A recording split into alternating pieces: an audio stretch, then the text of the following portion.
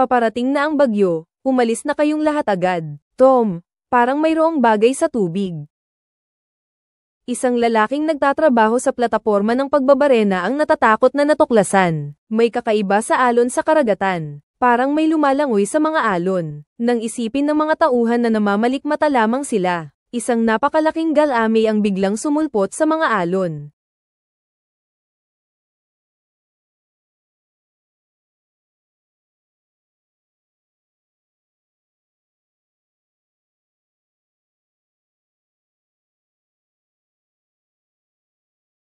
Ito ay 2205, ang pinakahuling pelikulang Ruso na may temang Lovecraftian horror, Extreme Cold Assault. Sa unang linggo ng pagpapalabas ng pelikula, umabot ito sa 4.7 bilyong kita, at nakakuha ng mataas na rating na 8.7 sa mga website ng pagsusuri ng pelikula sa Russia. Ano pang hinihintay mo? Hindi mo pa ba inatag ang mga kaibigan mong mahilig kumain ng grilled squid? Sabihin mo sa kanila na dalhin ang spring onions at chili sauce. Maraming malalaking octopus dito sa akin, mga kaibigan. Magsisimula ang kwento sa isang pang-agham na ekspedisyon. Sa walang hangganang kapatagan ng nyebe sa Arctic, isang maliit na pangkat na binubuo ng mga siyentipiko mula sa iba't ibang bansa. Ang TKA.5M3 ay nagsasagawa ng isang misyon sa pagsasaliksik, habang maraming kagamitan sa sonar ang inilulubog sa dagat. Ang datos mula sa ilalim ng dagat ay patuloy na nipapasa sa lupa, ngunit habang abala ang mga tauhan, si Anna, ang magandang pinuno, ay wala, ngunit bigla akong nakatanggap ng kagyat na anunsyo.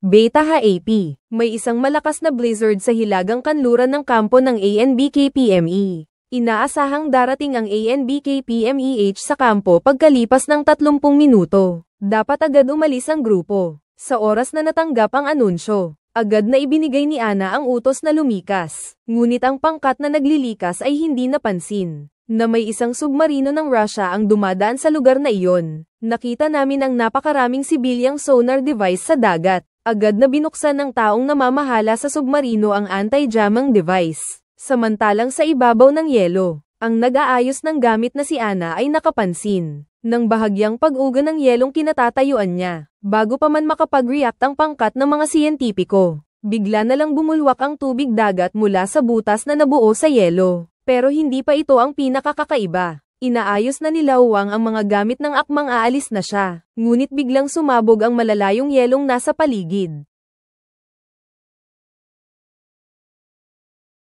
Nakita niya ang pag-angat ng yelo. Dahil sa kanyang karanasan, agad na naunawaan ni Wang ang nangyayari. Malamang na nahaharap sila sa tinatawag na pag-crack ng yelo. Sumakay si Wang sa snowmobile, at isinakay si Anna para makaalis na sila. Ngunit pagkasakay pa lang nila, biglang nagwasak ang mga yelong nasa paligid. Dahil sa pag-angat ng yelo, lumutang ang motorsiklo. Lumipad ito sa ere. Mabuti na lang at mabilis silang nakariak. Tumalon sila bago pa mawalan ng kontrol ang motorsiklo. Ngunit nang lumingon si Anna, nakita niyang lumubog na ang kampo sa dagat. Ang mga kasamahan nilang hindi nakasama sa pag-alis ay agad na nalunod.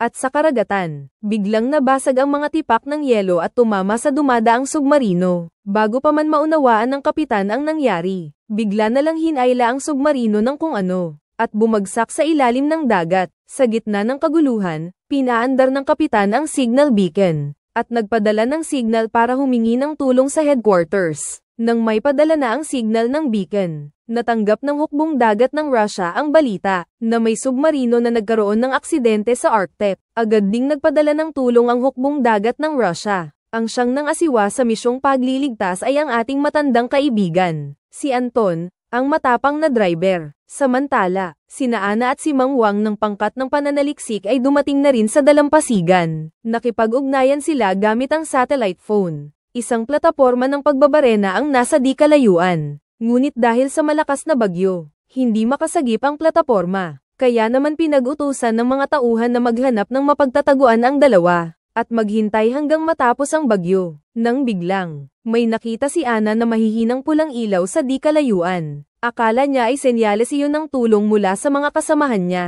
Dali-daling pinuntahan ni Anna si Mang Wang. Ngunit pagdating sa pinagmumulan ng liwanag, isang kakaibang aparato na may pulang ilaw ang kanilang natagpuan. Agad na nakilala ni Mang Wang, dahil sa kanyang karanasan, na ito ay isang signal beacon ng mga Ruso. May base militar kaya ng Russia sa malapit. Habang nagtataka ang dalawa, muli na namang umalag ang yelong kanilang kinatatayuan. Akala ni Ana aftershock lang iyon, at tatakbo na sana siya. Ngunit paglingon niya, may nakita siyang isang submarino sa ibabaw ng yelo.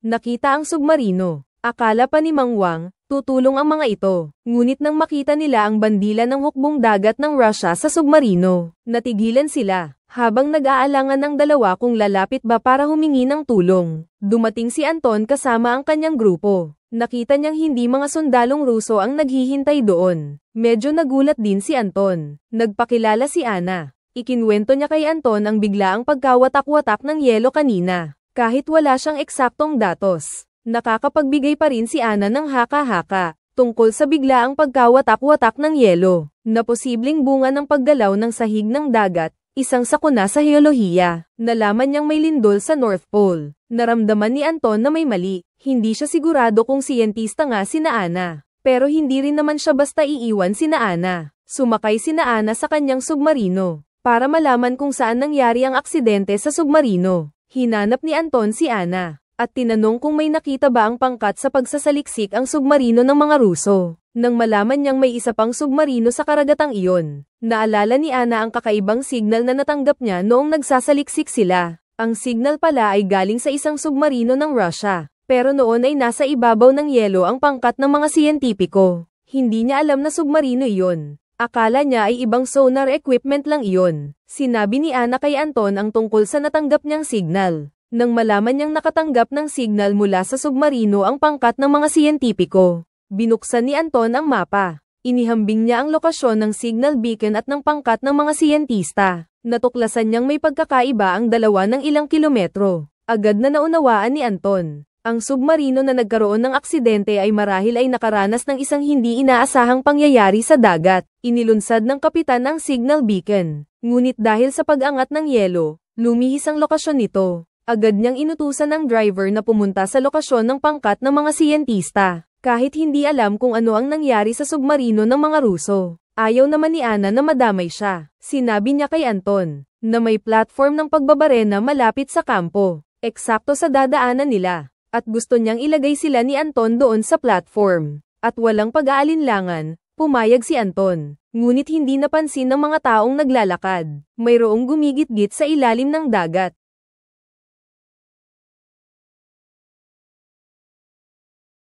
Kalahating oras na kaming lumulubog sa dagat. Mabilis na nakarating ang submarino malapit sa plataporma ng pagbabarena. Tinawagan ni Anton ang plataporma para ipaghanda ang pagtanggap kina Ana. Pagkakatanggap ng balita, binuksan ng namamahala sa plataporma ng pagbabarena ang daanan. Ngunit habang handa ng magpadala ng bangka ang namamahala, ngunit bigla na lamang lumakas ang hangin sa ibabaw ng dagat at bumuo ng napakalaking alon. Akala ng lahat ay bagyo sa simula, ngunit nang malapit na ang mga alon, napansin ng mga tauhan sa plataporma na may mali. Hindi alon ang paparating, kundi isang tsunami na 12 ng metro ang taas. Ngunit hindi pa ito ang pinakakakaiba, parang may iba pa sa tsunami.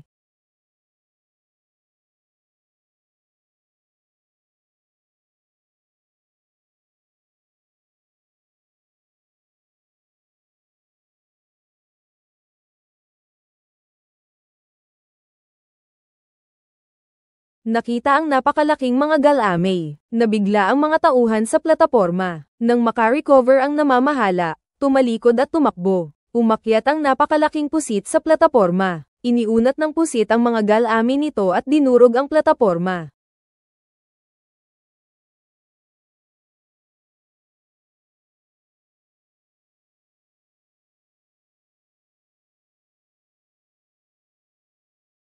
Nakita ang tanawin sa periscope. Nagulat din ang mga tauhan sa submarino. Agad niyang ipinakita sa malaking screen ng submarino ang larawan ng napakalaking pusit sa ibabaw ng dagat na nagwawasak sa plataporma. Nakatingin sila sa pusit na sumisira sa plataporma. Natulala na rin ang mga tauhan ng barko. 12 taon nang naglalagi ang mga sundalong Ruso sa Arctic, pero hindi pa nila naririnig na may halimaw sa karagatang ito. Habang tulala sila, biglang nag-alarm ang submarino. Papalapit na sa kanila ang higanteng pusit. Agad na nag-utos si Anton na paurong ang submarino. Sa pagmamadali ni Anton, pinatakbo ng mabilis ng driver ang makina. Umikot ang submarino at mabilis na umalis sa lugar. Ngunit sa harap ng napakalaking pusit, ang bilis pa rin ng submarino ay masyadong mabagal. Nakita nilang inilabas na ng pusit ang mga galami nito. Kaya naman napilitang sumugal si Anton. Nag-utos siya ng paglulunsad ng 2 torpedo.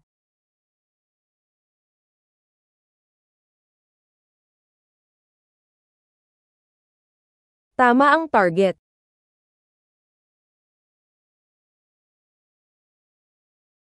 Nakita nilang tumama ang torpedo sa target. Akala ng mga tauhan na natalo na nila ang halimaw. Ngunit bago pa man sila makahinga, nakita ng radar na humahabol na naman ang pusit. Wala nang nagawa si Anton kundi maglunsad ulit ng 2 torpedo. Ngunit ngayong sumabog na ang mga torpedo, nanatili pa ring hindi nawawala ang target sa radar. Bago pa man makapag-react ang mga tripulante, isang napakalaking tentacle ang tumama sa submarino.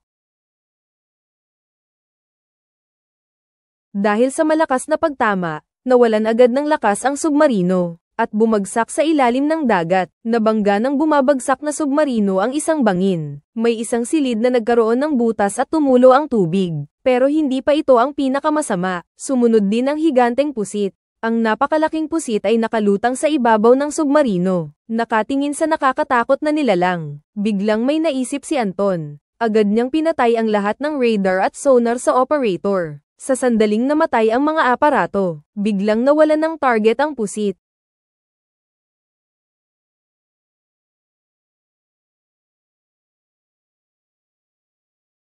Dahil pala sa signal nito nakikita ang mga nilalang. Muling pinaandar ng driver ang makina. Maingat na nagmaniobra ang submarino sa gitna ng mga galame. Matapos ang halos kalahating araw na pagsisikap, matagumpay na nakaligtas ang submarino. Ngunit habang naghahanda na si Anton na bumalik, bigla silang nakatanggap ng signal mula sa nawawalang submarino. Binuksan ni Anton ang mapa, at natuklasan na ang nawawalang submarino ay nasa ilalim nila. Kahit hindi alam kung may mga nakaligtas pa sa loob ng submarino, ngunit nagpa siya pa ring tumungo si Anton para magligtas. Pinahinto niya ang submarino sa itaas ng bangin, at nagpadala ng isang maliit na submersible para sa pagliligtas. Pagkaraan ng halos kalahating araw na paglubog, mabilis na nakarating ang submersible sa ilalim ng bangin. Pagbaba pa lang, nakita na ng mga tauhan ng isang nakakatakot na tanawin. Ang sahig ng dagat ay puro mga labi ng mga barkong pandigma, siksikan ang mga labi na nakakalat sa buong sahig ng dagat. Sa gitna ng mga labi ng isang pagkawasak, natagpuan ng piloto ang nawawalang submarino. Ngunit ang submarino ay lubhang sira na noon pa man. May malaking butas pa sa tiyan nito. Nakita ang mga labi ng submarino.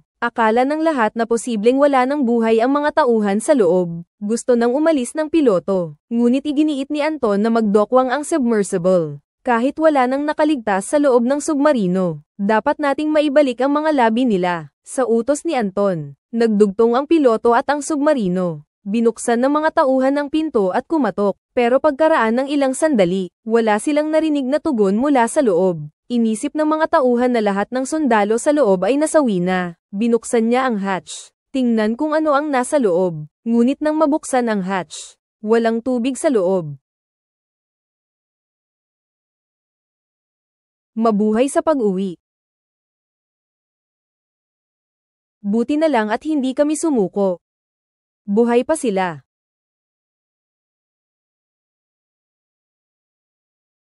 Noong aksidente ang submarino, lahat ng mga tripulante ay lumikas sa dulo ng barko. Ito ang dahilan kung bakit sila nakaligtas. Nang malaman niyang buhay pa ang mga sundalo sa loob ng submarino, agad na nagsagawa si Anton ng rescue operation. Ngunit limitado ang kapasidad ng submersible, kaya konti lang ang kaya nitong ilipat sa isang biyahe. Inuna ng kapitan ang mga sugatang tripulante. Ang mga malulusog ay naghintay para sa susunod na pagsagip. Para mapadali ang pagsagip, nag-install ang piloto ng submersible ng isang locating module bago umalis. Ngunit pag-andar ng module, nakita sila ng isang pusit sa malayo. Ngunit sa loob ng sasakyan, hindi pa nila alam na dumating na naman ang pusit. Kahit na malubha ang pinsala ng submarino, bagamat malubha ang pinsala ng submarino, ngunit marami pa ring gamit ang maayos para maiwasan ang pagsagip ng mga Amerikano. Inutusan ng kapitan ang tauhang si Stanley na i-activate ang self-destruct device. Pagkarinig ng utos, nagtungo sina Stanley at Dexter sa engine room. Samantala, sa ibabaw ng bangin, bumalik na ang submersible. Si Anna, na may karanasan sa pagliligtas, ay abala rin. Kumuha siya ng alcohol cotton. Ginamo ang mga sugatan. Ngunit habang abala ang lahat, isang malaking anino ang biglang sumulpot sa radar. Kraken. 3 kc ang laki. Ang pinakamalaking pusit sa buong mundo. Nagpanik ang mga tripulante nang makita ang pusit sa screen. Kay Anton pa rin ang asa. Pinagkalma ni Anton ang lahat. Iniutos niya ang paglubog ng submarino, papasok sa siwang sa ibaba. Hinaranggan ng makipot na siwang ang napakalaking katawan ng pusit. Sa sobrang galit, sinubukan pa rin ng pusit na hilahin ang submarino gamit ang mga galami nito. Ngunit ang makapal na mga galami nito ay natigil sa siwang. Nang mawala na ang kanyang biktima, tuluyan nang nagalit ang pusit. Isang sipa gamit ang 8 galami. Lumangoy ito papunta sa nasirang submarino sa ibaba. Nakita nilang lumipat ng target ang higanteng pusit. May naisip si Anton na paraan. Pinagawa niya kay Stanley na i-activate ang self-destruct sequence. Habang binubuksan ang radar at sonar ng nasirang submarino. Sa sandaling ma-activate ang radar, nakuha na ang atensyon ng higanteng pusit. Nakita nila ang higanteng pusit sa itaas. Natulala ang mga sundalong nasa loob ng submersible. Pagkakita kay Stanley na bumalik, inilayo na ng driver ang daanan. At mabilis na inilayo ang lahat mula sa lugar. Kakalis lang ng submarino, ay biglang pinulaputan ng mga galami ng pusit ang nasirang submarino. At kasabay noon ay naisaaktibo na ang self-destruct device.